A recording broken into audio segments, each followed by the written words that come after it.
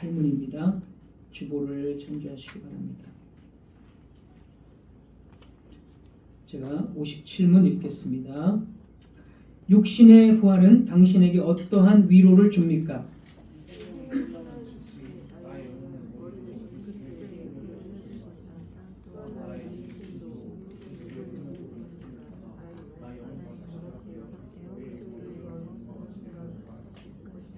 58문 영원한 생명은 당신에게 어떠한 위로를 줍니까?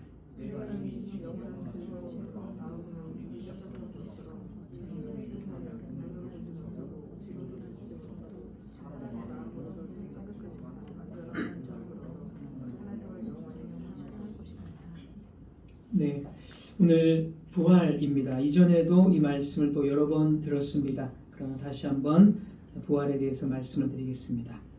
오래전 하나님은 자비롭게 당신의 언약을 우리와 함께 세우셨습니다. 그래서 우리가 세례를 받았을 때에 하나님은 우리에게 말씀하시기를 이 언약은 영원한 것이다. 영원히 우리들의 아버지가 될 것이고, 그리고 우리들은 그분의 자녀가 되고, 그리고 예수님으로 인해서 두 번 다시 우리 죄를 우리 자신에게 돌리지 않겠다고 약속하셨습니다. 그 약속 이후에 우리는 하나님의 놀라운 언약 안에서 지금 살아가고 있습니다.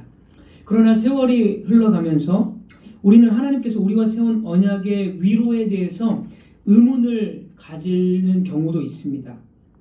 하나님은 분명히 그 언약은 영원하다고 하셨습니다. 그러나 사랑하는 사람이 죽습니다. 사랑하는 사람이 죽으면 그는 더 이상 이 자리에 우리와 함께하지 않습니다. 땅에 묻히게 됩니다. 그리고 그 죽은 몸은 부패하고 썩습니다. 그것은 인간에게 사실은 굴욕적인 일입니다.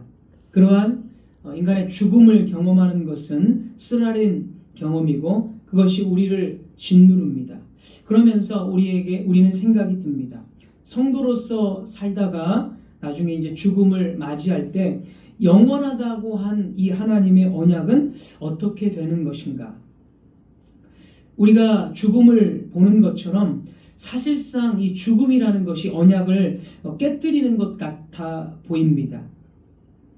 그러니까 하나님의 사랑이 있지만 죽음은 하나님의 사랑도 깨뜨릴 수 있는 것처럼 강해 보인다는 것입니다. 왜냐하면 죽으면 이제 그 사람과 우리가 함께 할 수가 없기 때문에. 욥은 부자와 가난한 자의 죽음에 대해서 똑같은 말을 합니다. 욥기 21장 23절에서 26절. 욥기 21장 23절에서 26절 보면 가난한 자나 부자나 다 똑같이 죽는다. 죽는 것은 다 같다. 이렇게 말합니다. 제가 26절만 읽어드리면 이 둘이 매 한 가지로 흙 속에 눕고 그들 위에 구더기가 덮이는구나. 부자나 가난한 자나 결국엔 흙 속에 눕고 부패해서 이렇게 썩는다는 것입니다. 하나님께서 처음에 에덴 동산에서 하신 말씀, 너는 흙이니 흙으로 돌아갈 것이다 라는 이 말씀이 인간의 죽음에서 그대로 보여집니다. 그러나 여러분, 주님께서는 성경을 통해서 우리가 보는 죽음이 전부가 아니다라고 말씀을 하십니다. 교리문답 57문은 이 생명이 끝나는 즉시 나의 영혼은 머리 되신 그리스도에게로 올려질 것이다 라고 말합니다. 즉 몸의 부활을 말하기 전에 영원한 생명과 복락에 대해서 지금 말하고 있다는 것입니다. 58문도 여러분 한번 보십시오. 58문이 또 이것을 이제 따로 떼어서 설명합니다. 58문. 죽을지라도 예수 그리스도께 우리 영혼이 올려져 간다는 것을 58문 이렇게 말합니다. 영원한 생명은 당신에게 어떠한 위로를 줍니까? 영원한 생명이 있다는 거예요. 그것은 죽음 이후에도 끊기지 않는다는 것입니다.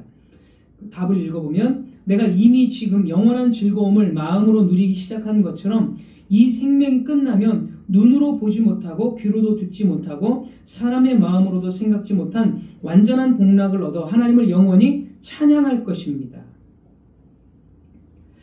자, 그래서 교리문답이 말하는 첫 번째는 성도는 죽음으로 종결되지 않는다. 죽음을 이긴 영원한 생명을 가졌다라는 것입니다. 죽을 때 죽는 것을 보면서 결국에 흙에 들어가고 썩어져 가는 것을 보면서 아, 이제 죽었으니까 끝났구나, 이런 것이 아니라 죽음을 이긴 영원한 생명을 성도들은 소유했다라는 것입니다. 이것을 첫 번째로 말씀드리겠습니다. 성경에 등장하는 성도들은 무덤과 썩는 현실보다 더 많은 것들을 고백했습니다. 그들은 자신들의 하나님이 영원하신 하나님이시고 그분의 언약 역시 영원하다는 것을 알았습니다. 그리고 그 고백은 죽음에 관하여서 더 많은 이해를 우리에게 말해줍니다.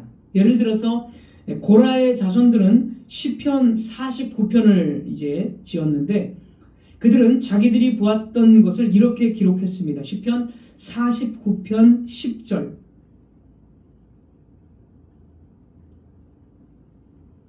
시편 49편 10절. 그러나 그는 지혜 있는 자도 죽고 어리석고 무지한 자도 함께 망하며 그들의 재물은 남에게 남겨두고 떠나는 것을 보게 되리로다. 지혜 있는 자나 어리석은 자나 재물도 다 하나도 못 가져가고 이렇게 죽는다, 이렇게 말합니다. 그리고 나서 11절 12절 11절 12절. 그러나 그들의 속 생각에 그들의 집은 영원히 있고 그들의 거처는 대대에 이르리라 하여 그들의 토지를 자기 이름으로 부르도다. 사람은 존귀하나 장구하지 못하며 멸망하는 짐승 같도다. 다 죽는데 어떤 그 사람들은 속으로 내가 사는 데는 영원하다, 그래서 이 토지는 내 거니까 내 이름을 새겨놓고 이게 영원히 내 것일 것이다, 내 거라고 이렇게 이름을 써놓는다는 것입니다. 그럼에도 불구하고 이 시편 기자는 사람은 다 멸망하는 짐승 같다, 죽는다라고 말합니다. 그래서 이 시편 49편의 이 기자는 죽음에 대한 현실성, 죽음에 대한 어떤 냉엄한 현실을 분명하게 말하고 있습니다. 그러나 이제 그 뒤에 이 죽음이 지배하는 냉엄한 현실에서 시편 기자는 이제 이렇게 말합니다. 15절입니다. 그 뒤에 15절에서 다 죽는 것이고 그렇게 되지만 15절, 그러나 하나님은 나를 영접하시리니 이러므로 내 영혼을 스올의 권세에서 건져내시리로다. 스올의 권세는, 스올이 이제 죽음, 무덤 이런 뜻입니다. 그러나 하나님은 성도를 영접, 오늘 교리문답의 그 단어로 그 문장으로 이야기한다면 예수 그리스도께서 나를 즉시 끌어올리신다는 그런 표현하고 같은 거죠. 죽음과 무덤의 권세에서 성도들을 건져내신다는 겁니다. 이 시편 기자는 알고 있습니다. 우리의 하나님은 죽음보다 더 강하시고 자기 백성들을 결코 죽음의 권세에 죽음으로 종말을 맞이하지 않도록 하신다는 그 사실.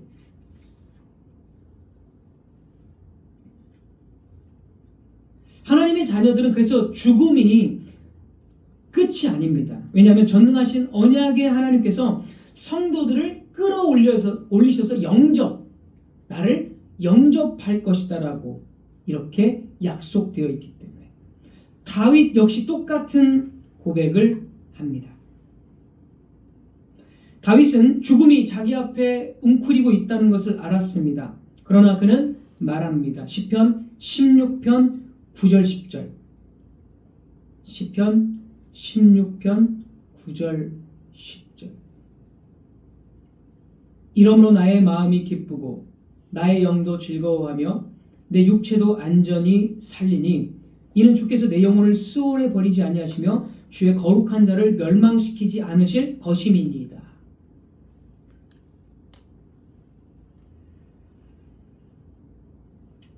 다윗은 죽음이 자신을 가둬둘 수 없다는 사실을 알았습니다. 하나님께서 그렇게 약속하셨기 때문에.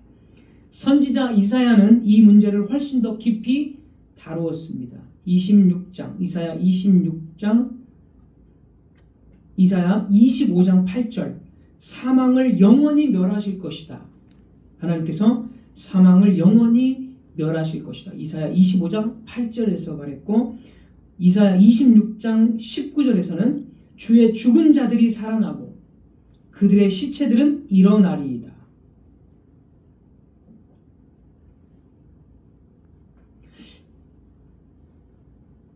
구약의 성도들은 죽음이 참으로 고통스러운 진실이라는 것을 잘 알았습니다. 그러나 하나님의 은혜로 말미암아 옛 성도들은 하나님의 사랑과 신실하심은 죽음을 뛰어넘어서까지 미친다는 사실을 증거할 수가 있었습니다. 그래서 그들은 죽음 이후에는 반드시 생명이 있을 것을 알았고 결국 죽음은 정복당하고 패배당할 것을 알았습니다.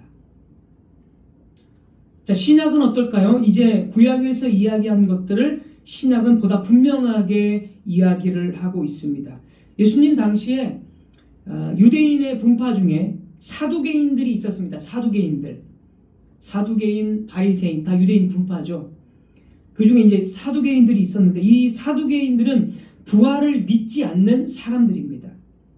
오늘날로 말하자면 자유주의자들이 굉장히 진보적인 사람들, 자유주의자들이죠. 그래서 자유주의자들이 부활을 믿지 않는 것처럼 1세기 당시의 사두개인들은 진보주의자들로서 부활을 믿지 않는 사람들이었습니다. 그러자 예수님께서 이제 이렇게 말씀하십니다. 마가복음 12장 26, 27절.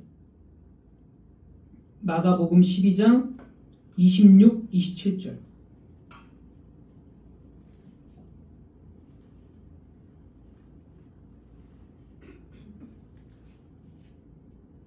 마가복음 12장 26, 27절 제가 읽겠습니다.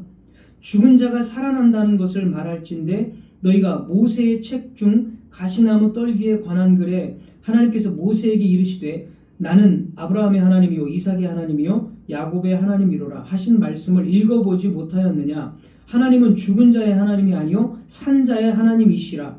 너희가 크게 오해하였도다 하시니라. 여기서 보면 모세에게 나타나신 하나님은 나는 이미 수백 년 전에 죽은 아브라함과 이삭과 야곱의 하나님이었다. 이렇게 과거형으로 말씀하지 않았습니다. 언제나 구약 성경에 보면 언제나 수백 년 전에 죽은 아브라함이지만 나는 아브라함의 하나님이었다 이런 식으로 과거형으로 말하지 않고 나는 아브라함의 하나님이다.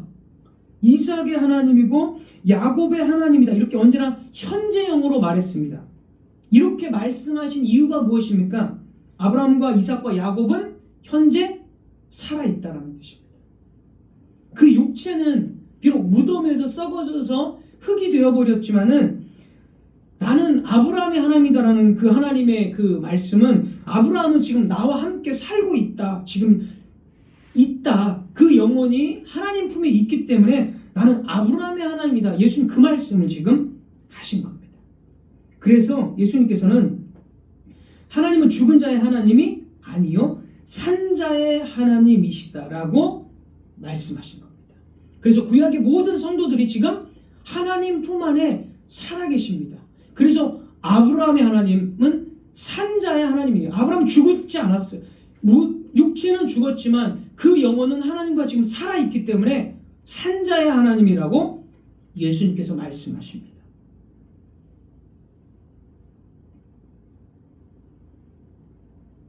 오늘 교리문답의 표현 그대로 예수님은 그리스도의 지체들이 머리이신 예수님께 취하여지도록 하신다는 거죠. 그 죽음의 그 순간에 그 영혼을 끌어올리신다는 거예요. 하나님의 품으로, 하늘로, 또 소위 우리가 말하는 저 천국으로. 십자가에서 달린 한 강도, 그 강도가 예수님께 당신의 나라에 이를 때 나를 기억해달라고 예수님께 간청했습니다. 그러자 예수님께서 이렇게 말씀하십니다. 진실로 내가 너에게 말하노니 오늘 네가 나와 함께 낙원에 있으리라. 누가복음 23장 43절. 그렇게 말씀을 하셨습니다.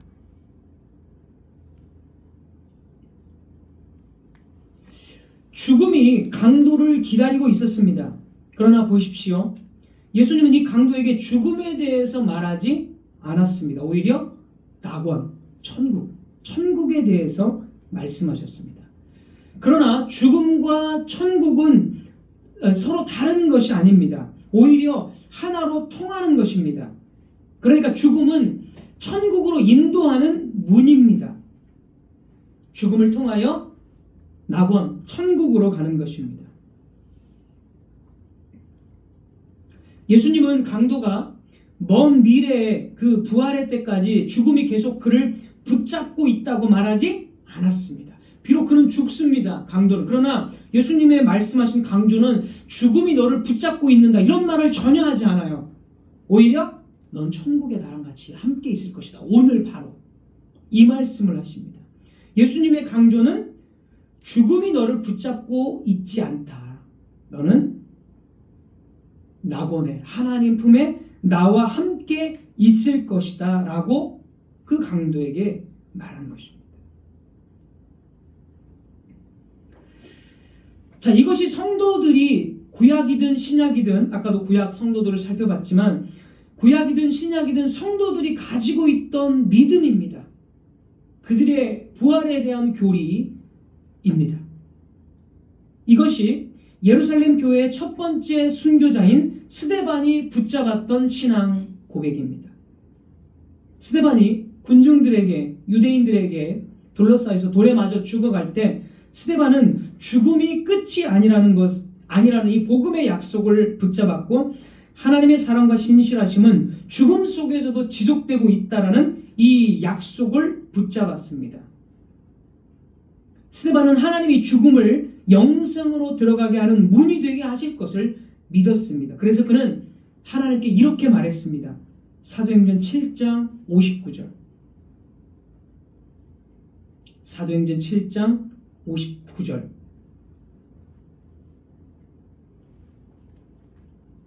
그들이 돌로 스데반을 치니 스데반이 부르짖어 이르되 주 예수여 내 영혼을 받으시옵소서. 자기의 영혼이 죽는다고 이야기하잖아요. 자기가 죽는다는 이야기를 하지 않아요. 내 영혼을 받아달라고 이야기해요. 그러니까 죽음이라는 개념을 어떻게 가지고 있습니까? 지금 성도들이 땅에 묻혀서 죽는 거지만 죽음을 그냥 일반인들이 죽는 것처럼 받지 않고 내 영혼을 하나님께서 끌어올리실 것이라는 새로운 개념들, 구약에서 말하는 그 개념을 가지고 죽음을 이야기하고 있어요. 그래서 바울도 죽음을 뭐라고 이야기합니까? 잔다라고 이야기합니다. 잔다. 잔다라는 것은 깬다는 거죠. 언젠가는.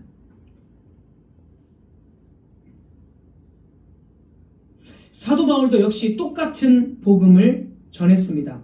그는 이 세상에서 떠나는 것이 결코 바울이라는 이 한 사람이 완전히 없어지고 사라지는 것이 아님을 알았습니다. 바울은 죽은 후에 아무것도 없는 존재로 있다가 부활 때에 다시 존재하게 된다고 믿지 않았습니다. 바울과 함께 언약을 맺으신 하나님은 죽음에도 불구하고 바울에게 신실하시다는 것을 알았습니다. 그래서 바울은 죽음 후에 곧바로 그리스도와 함께 한다라는 사실을 고백했습니다. 바로 이런 이유 때문에 바울은 감옥에 갔을 때도 괴로워하거나 엄청난 유대인들을 통해서 매를 맞고 엄청난 죽을 고비를 넘겼을지라도 삶을 비관하거나 불평하거나 그런 체념적으로 삶을 살지 않았습니다. 오히려 빌립보서 보면 기뻐하라. 기뻐하라. 내가 다시 말하노니 기뻐하라. 그래서 바울은 죽음이라는 것은 모든 것을 잃어버리는 것이 아니라 모든 것을 얻게 된다라는 이 신앙의 고백을 바울 서신이 말하는 것처럼 그렇게 그것을 알았습니다. 그래서 나는 죽는 것도 유익이고 죽지 않는 것도 역시 유익이고 죽어도 그게 유익이고 죽지 않고 열심히 복음을 전하는 것도 나는 괜찮고 모든 부분에서 자신은 괜찮다, 오히려 기뻐한다 이런 식의 말들을 했습니다. 따라서 우리는 그러한 죽음의 개념을 가지고 있어야 됩니다. 부활이라는 것이 물론 이제 몸의 부활도 말씀드리겠지만 부활이라는 것은 무엇입니까? 죽음을 다른 시각으로 보는 것. 이게 부활입니다. 일반적인 사람들은 죽으면 그 사람에 대한 존재는 없어집니다. 땅에 묻히고 썩혀져서 끝나버립니다. 하지만 성도들은 그거를 죽음의 개념으로 보지 않고 그거를 부활의 개념으로 보는 것입니다.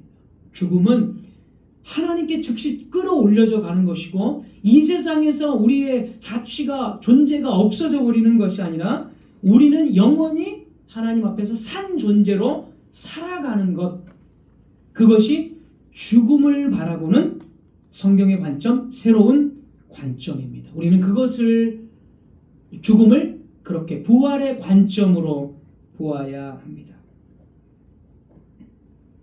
첫 번째 결론이 바로 그겁니다. 죽음으로 해체되는 것이 아니라 오히려 죽음으로써 우리는 더 깊은 하나님과의 교제와 관계 속에 들어갑니다.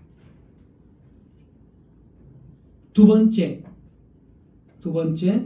이제 몸의 부활을 성경이 말하고 있습니다. 몸의 부활.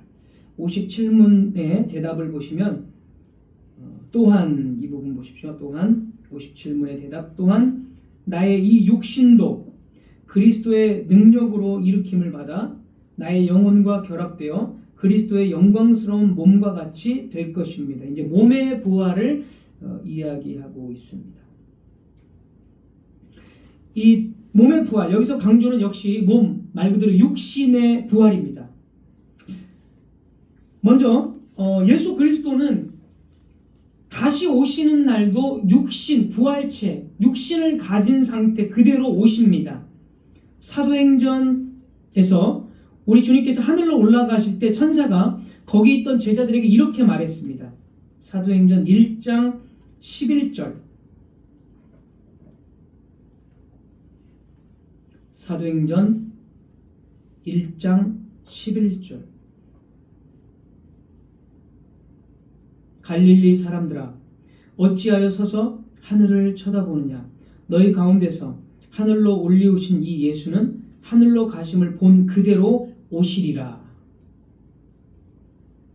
여기서의 강조는 육신을 가진 상태 그대로 가셨고 그대로 오신다는 겁니다.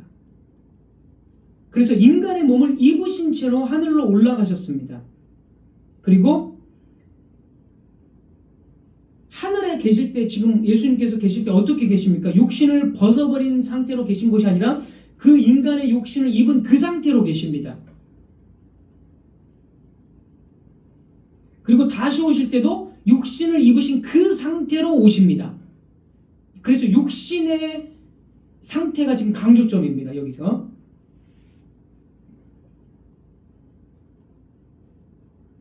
자, 왜 여기서 육신 부활체를 그대로 오신다는 것을 강조하고 있을까요?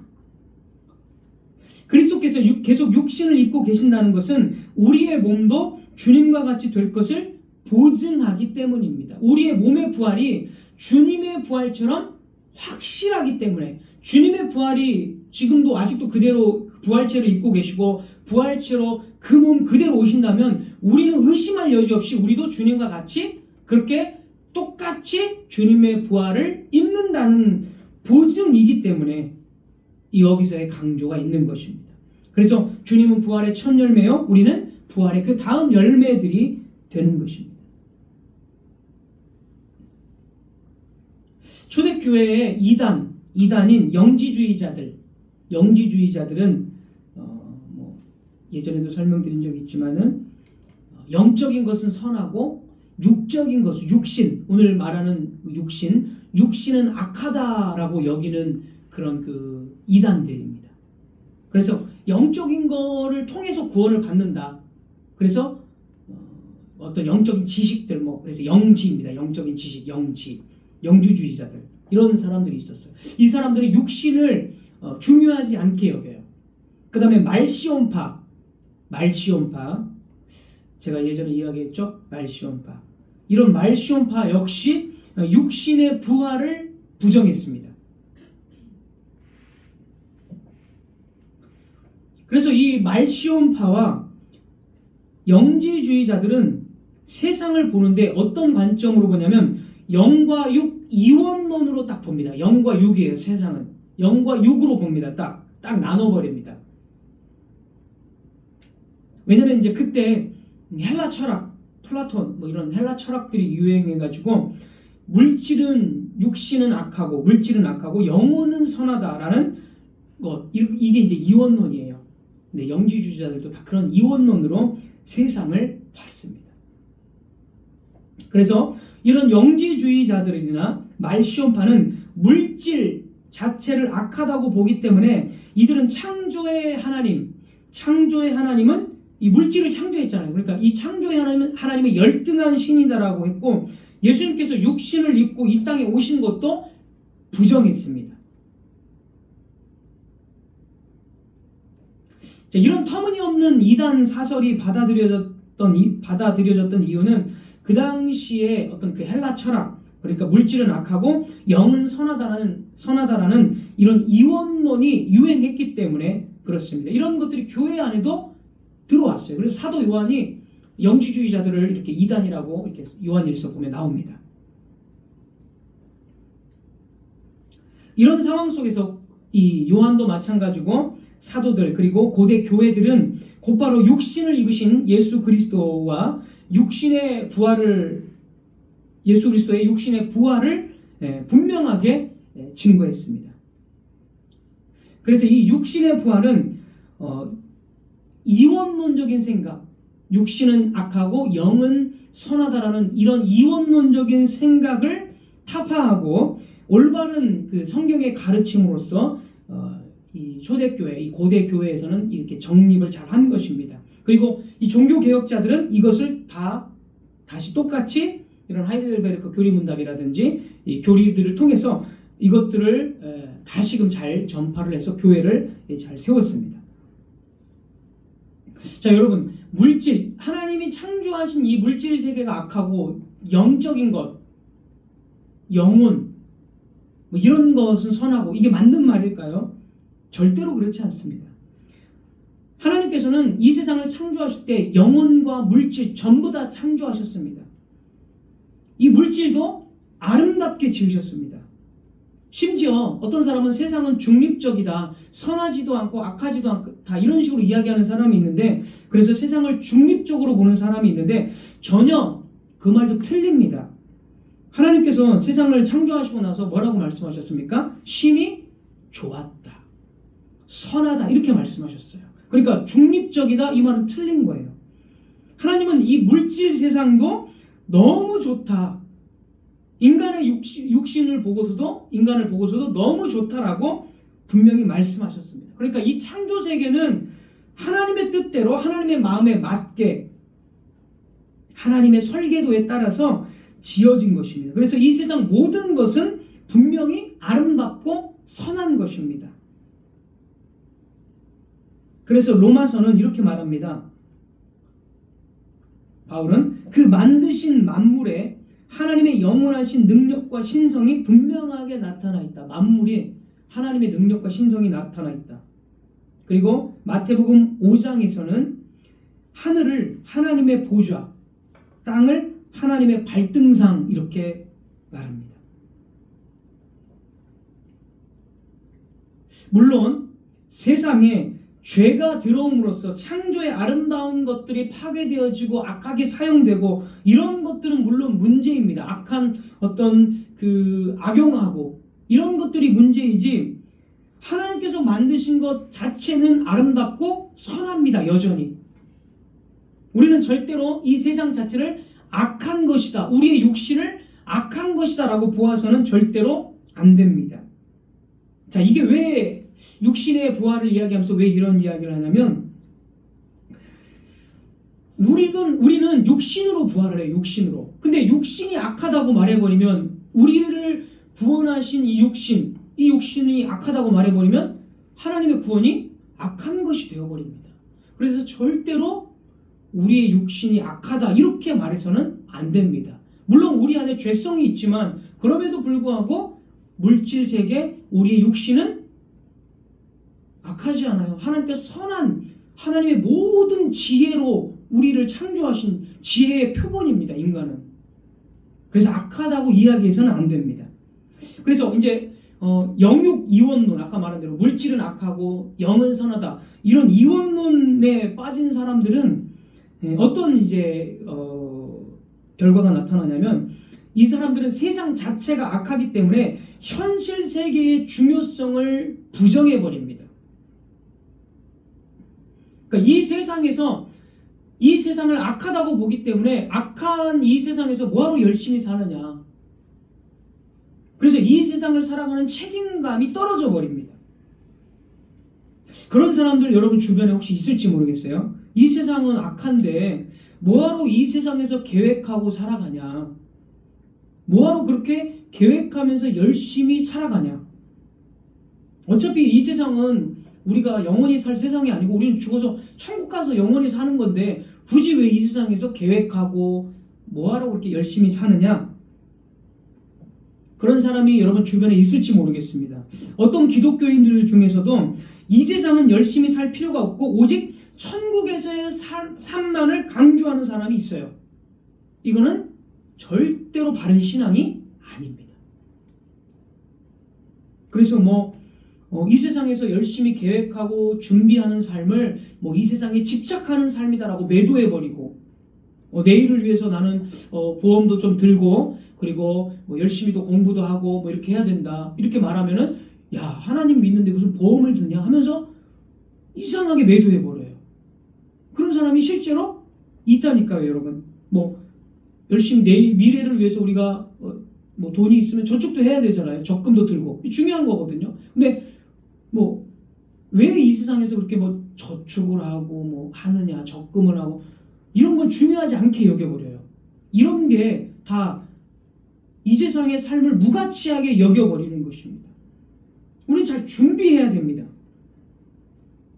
그래서 이런 사람들이 이제 또 육신도 악한 것이라고 생각하기 때문에 일부러 몸을 괴롭게 하는 사람도 있고 먹는 것도 좋은 것을 먹어서는 안 된다라고 말하는 사람들. 여러분 TV에서 그런 사람들 아마 볼 거예요. 육식을 하지 않는 사람들. 음식을 최소한으로만 먹어야 정신적으로 더 맑아진다는 사람들. 이런 사람들 굉장히 많습니다, 사실.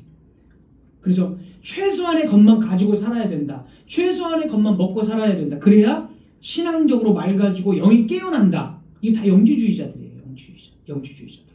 전혀 그렇지 않습니다. 그래서 이런 사람도 있죠. 또 성경은 남녀의 결혼을 아름다운 것으로 봅니다. 그런데 이런 사람들은 결혼도 부정하게 여겨서 남녀가 결혼해서 부부관계하는 것도 그렇게 아주 안 좋게 보는. 그래서 이런 사람들은 결혼도 거부하고 그래야 정신적으로 영적으로 더 자유롭다. 더 탁월해질 수 있다. 이런 식으로 말하는 사람들이 있습니다.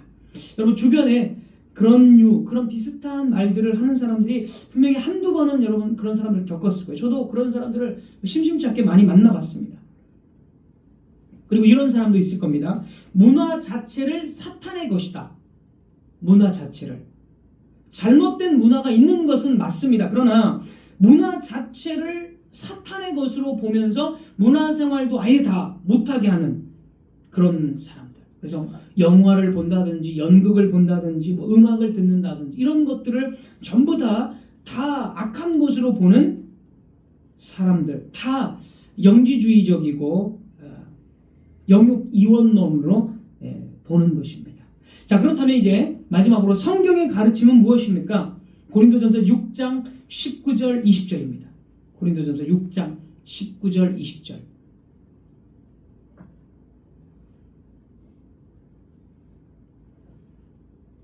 너희 몸은 너희가 하나님께로부터 받은 바 너희 가운데 계신 성령의 전인 줄을 알지 못하느냐. 너희는 너희 자신의 것이 아니라 값으로 산 것이 되었으니 그런즉 너희 몸으로 하나님께 영광을 돌리라. 고린도전서 6장에는 몸이라는 말이 엄청나게 많이 나옵니다. 여러분 나중에 읽어보십시오. 몸 계속 몸이라고 나와요. 자, 여기 바울의 논지를 보면 바울은 여기서 우리는 영혼만 구원받은 것이 아니라 몸도 구원받았다라고 말합니다. 이미 몸도 구원받았다라고 말해요. 보십시오.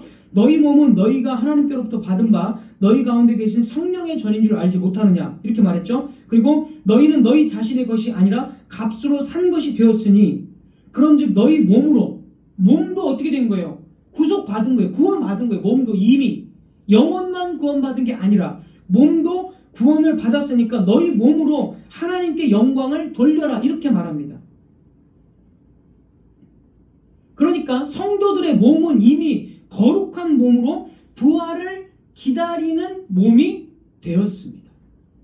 그래서 몸으로도 하나님께 영광을 돌려야 되고 너희 몸은 하나님의 성전이 아니냐 이렇게 말하는 거예요. 바울이 지금. 자, 그래서 바울은 또 이렇게 말합니다. 고린도전서 10장 31절. 10장 31절. 그런즉 너희가 먹든지 마시든지 무엇을 하든지 다 하나님의 영광을 위하여 하라. 먹든지 마시든지 다 육신의 일입니다. 육신의 일이에요. 그런데 이 육신의 일을 가지고 어떻게 하라는 거예요? 하나님의 영광을 위하여 하라. 이게 성경의 관점입니다.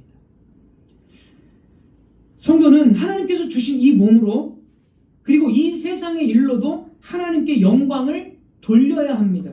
그러니까 이 세상을 비관적으로 보아서는 절대로 안 됩니다. 나에게 주신 이 몸을 절대로 비관해서는 안 돼요. 나는 왜 이렇게 못생겼고 나는 왜 이렇게 뭐 이렇고 이렇게 체념하고 비관할 이유가 없어요. 주신 이 몸을 잘 가꿔야 됩니다. 왜? 이 몸은 하나님께서 구속하신 몸이기 때문에 단정하고 바르게. 그래서 우리가 몸을 가꾸는 거를 게을리하는 어떤 그런 성도들도 많이 있을 거예요. 어쩌면 이런 이혼론에 빠지면 우리는 몸을 가꾸는 것도 물론 이제 지나치게 너무 소비하고 막 성형을 하고 많이 하고 이러면 안 되겠죠. 너무 외모 중심적으로 하면 안 되겠죠. 그러나 기본적으로 단정하게 우리는 몸을 가꿔야 돼요. 왜요? 구원받은 몸이기 때문에. 우리는 영혼의 구원이 아니에요. 영혼과 몸까지 전인격의 구원을 받은 사람들이기 때문에. 그래서 이 세상을 비관하거나 나의 육신을 비관하거나 육신의 삶을 부정해서는 안 됩니다. 결혼한 사람들은 결혼 생활을 거룩하게 성경적으로 계속 유지해야 되고 자녀를 양육하는 사람들은 자녀 양육이 무가치한 일이 절대 아니라는 거예요. 예배만큼 자녀 양육도 중요합니다. 예배는 열심히 열정적으로 하는데 자녀 양육에는 아무 책임감도 안 느끼고 애들 크는데 애들 옷 입는 거, 애들 밥 먹는 거는 하나도 신경 안 써요. 그건 성경적인 신앙이 아닌 거예요. 열심히 정신적으로든 신앙적으로든 자녀를 양육하는 일 너무 중요합니다. 이 모든 일들은 우리에게 이 세상을 살아가는 동안 우리에게 주어진 일입니다. 사명이에요. 이것도 교회 생활만 사명이 아니라 우리가 밖에 나가서 하는 모든 것들, 우리 가족들에게 하는 모든 것들도 역시 다 똑같은 사명. 이거를 나눠버려서 육신의 일은 악한 거고 교회 일은 아주 중요하고 교회 일만 열심히 하고 육신의 일은 다 대충 그냥 해버리고 그래서 엉망진창이 되고 실수가 나오고 절대 좋은 신앙이 아닙니다. 그러면서 이제 죽을 날만 기다리고 천국 가서는 영원히 살겠지. 그게 절대로 좋은 신앙이 아니에요. 우리는 이미 구원받은 몸을 가지고 부활을 입는 그 날을 기다리면서 거룩하게 몸을 가꾸고 거룩하게 세상 일을 열심히 하면서 우리는 그 사명을 잘 감당하는 것입니다. 그것이 우리의 몸이 이 땅에서 해야 할 일입니다. 절대로 육신이 하는 그 일을 가치 없게 여겨서는 안 됩니다.